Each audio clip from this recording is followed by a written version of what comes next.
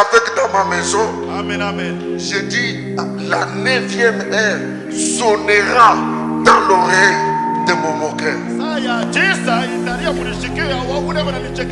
Il y a toujours une certaine heure où Dieu dit c'est trop, c'est fini, c'est assez. Plus question de souffrance, plus question d'être vidé.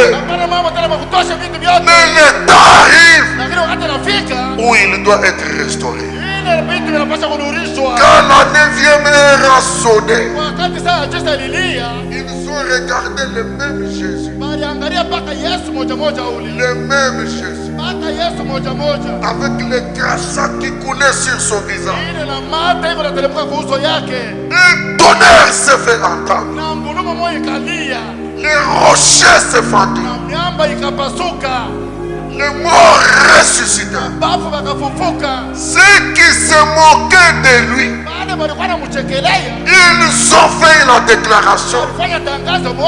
Certainement, cet homme, c'était un fils de Dieu. L'heure là va sonner ce soir dans l'oreille de mon moqueur. Il dira de sa propre bouche, certainement, cet homme, c'était un fils de Dieu.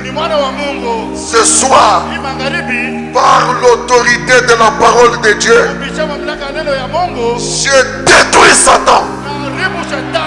Je chasse Satan. Je le déclare vaincu.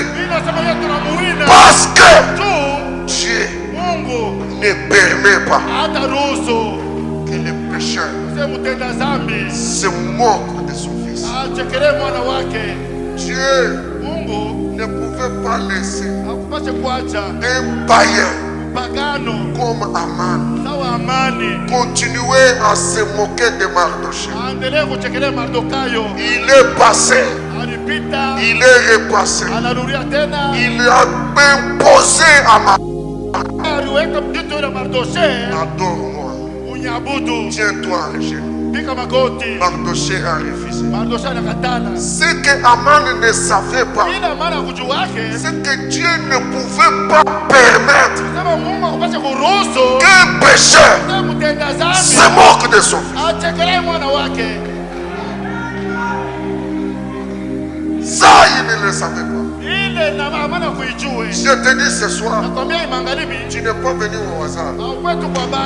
C'est lui qui t'a dit de venir à cette église. C'était pour te faire monter sur le cheval royal, afin que Aman crie fort. C'est ainsi que l'on fait à un homme que le roi fait honorer.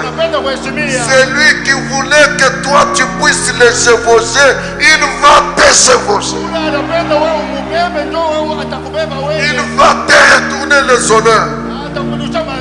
Parce que tu es un contenant de bénédiction. Je vois cet après-midi-là comme cet après-midi d'aujourd'hui. Samson était là sans force. Sans force. Et les Philistins étaient rassemblés en train de se moquer de lui. Regardez-le, l'homme qui nous a menacés, l'homme qui nous a tués. Je donne cette prophétie et sur moi et sur mon église. Ce que les Philistins ne savaient pas, c'est que Dieu ne permet pas. J'ai beaucoup aimé cette formulation. Dieu ne permet pas